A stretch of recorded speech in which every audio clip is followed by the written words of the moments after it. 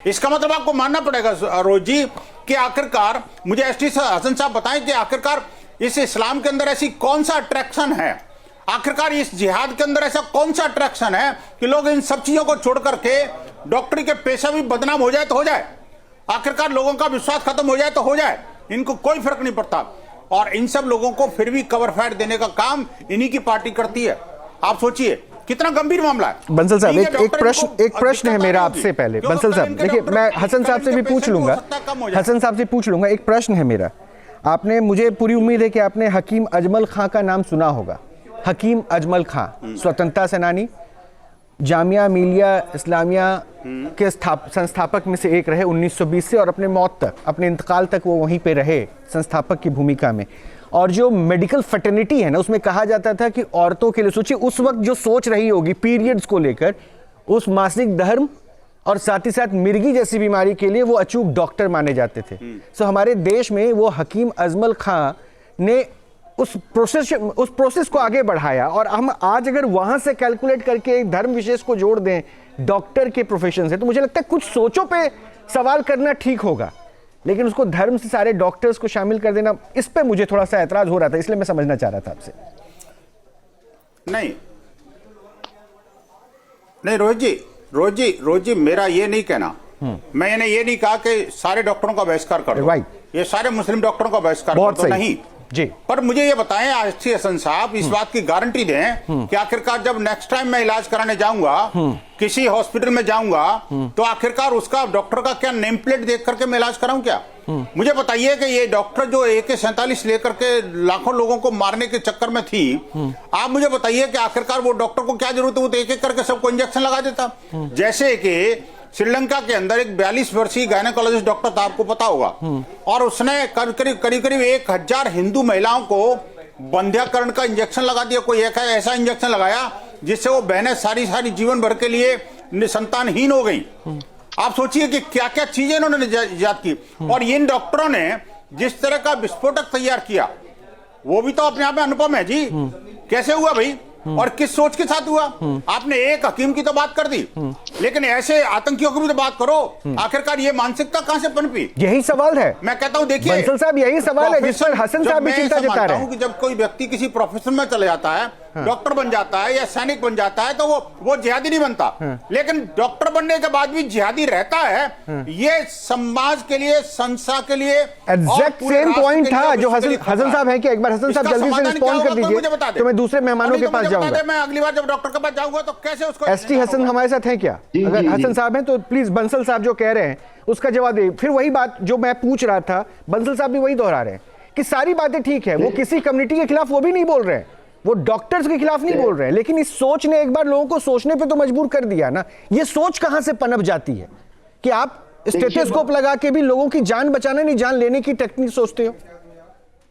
देखिए बंसल भाई, इस्लाम कभी नहीं सिखाता कि अब किसी बेकसूर की जान ले ली जाए। अगर जिहाद भी होता है तो फसल तक नहीं उजाड़ सकते, ना बच्चों को मार सकते, ना बूढ़ों को मार सकते। मेडिकल फैसिलिटी सिखाया इसको। ये इस्लाम के मानने वाले, मैं इनको मुसलमान ही नहीं मानता। नहीं, आप इस्लाम की बात मत बताइए हसन साहब। इस्लाम की बातें सुनते सुनते मेरा कान पक गया। इस्लाम की अच्छी बातें सुनकर मेरा कान पक गया।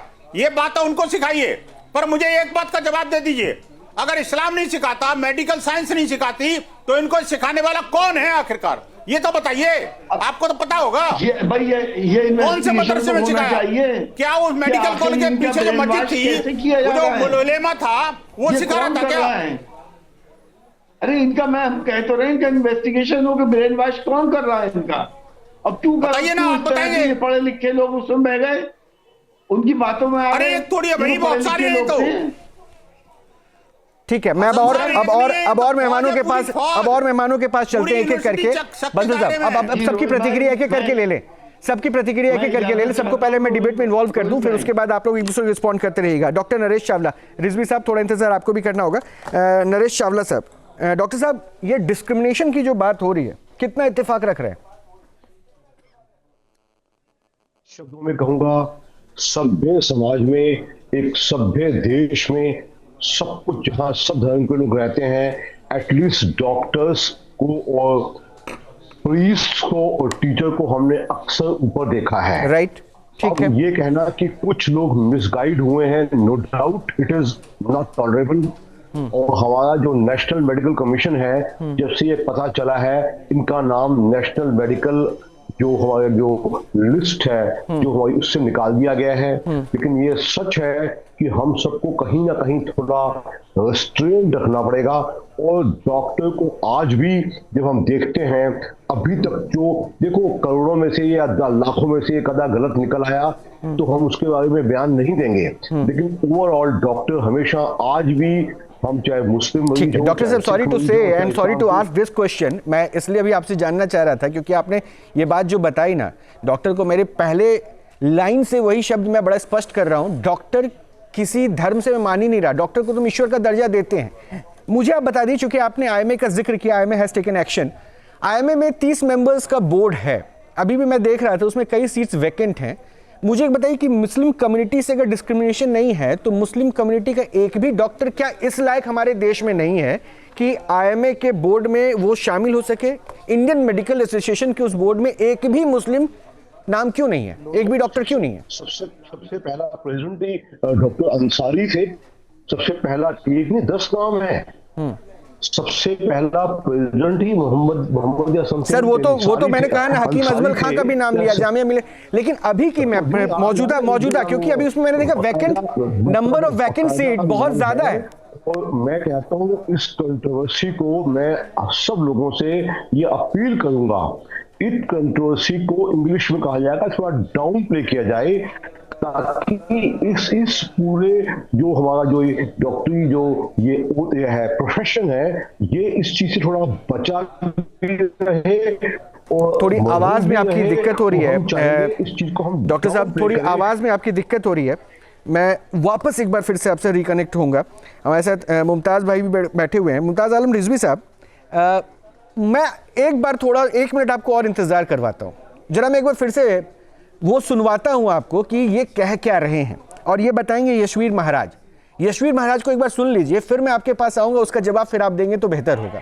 यशवीर महाराज, आपने डॉक्टर को सुन लिया, आपने समाजवादी पार्टी के पूर्व सांसद को सुन लिया, आपने विनोद बंसल साहब को सुन लिया। विनोद बंसल साहब को भी आपने सुना, उन्होंने कहा कि हाँ सोच पे उनको दिक्कत है, लेकिन उन्होंने धर्म को नहीं जोड़ा डॉक्टर प्रोफेशन से। आपके बयान को भी मैंने सुना था, आप तो सीधे सीधे कह रहे हैं मुस्लिम डॉक्टर के पास मत जाओ, क्यों सर? देखिए, कहावत है गांव के अंदर कि दूध का फूका हुआ छाछ में भी फूंक मार करके पीता है। अच्छा।